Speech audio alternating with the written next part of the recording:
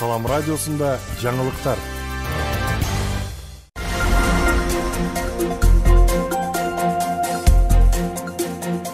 Саламатсыздар урматтуу Салам медиасынын көрөрмандары жана Салам радиосунун угармандары. Назарыңыздарда жаңылыктар, аны мен Жөрөйөк Кубанычбек уулу тааныштырам. Төө ашуудагы өрттөн күйүк алган 2 милиция кызматкери да каза болду. Кечээ 5 ноябрь күнү Төө ашуудагы өрттө күйүк алган Кызыл Кыя шаардык ички иштер башкармалыгынын 30 жаштагы кызматкери Орозмат Акуналиев алган жараатынан улам көз жумду. Бул тууралуу облустук милициядан билдиришти. Маалыматка караганда, учурда маркум Орозмат Акуналиевдин сөөгү Бишкек шаарынан алынып келинүүдө.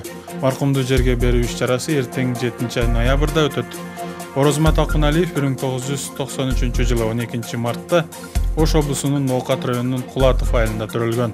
2021 жылдан бери Кызыл Кыя шаардык ички иштер бөлүмүндө тергөө кызматынын улук тергөөчүсү болуп эмгектенип келген. Анын артында 2 уулу, 1 кызы калды.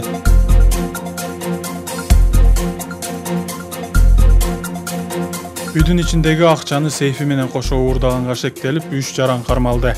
Кадамжайдын Карадөб айылында 37 жаштагы тургундун үйүнөн 30 000 акш долларын жана 1 миллион 200 000 сомун сейфи менен кошо уурдап кеткен 3 жаран кармалды. Бул тууралуу облустук ички иштер башкармалыгынын басма сөз катчысы Дамира Юсупова билдирди. Кадамжай районунун Абсамат Масалиев айыл аймагынын Карадөб айылынын 37 жаштагы тургундун үйүнө белгисиз атуулдар түн ичинде кирип, үйүнүн ичиндеги темир сейфинде турган 30 000 акш долларын жана 1 миллион 200 000 сомун сейфи менен кошо уурдап кеткендигин билдирип, ал арыз менен милицияга кайрылган. Бул арыз Кадамжай райондук ички иштер бөлүмүнүн кылмыштардын бирдиктүү реестринен Кыргыз Республикасынын кылмыш жаза кодексинин уурулук беренеси менен катталып, сотко чейинки өндүрүш иши башталган. Кылмышка шектелип, 3 жара аныкталып, Кадамжай районунун аймагынан кармалган. Учурда тергөө иштери жүрүп жатат. Маалыматка ылайык, ыкчам иликтөө иш-чараларынын жүрүшүндө кылмышка шектелип, ошол эле айылдан 46, 23 жана 19 жаштагы тургундары аныкталган. Тергөө иштеринин жүрүшүндө маалым болгондой, уурдалган акчанын бир бөлүгү иштелип кеткен. Учурда шектүүлөр убактылуу кармоочу жайына киргизилген. Кыргызстандык 2 балбан Казакстанда өткөн эл аралык мелдеште алтын медаль утту.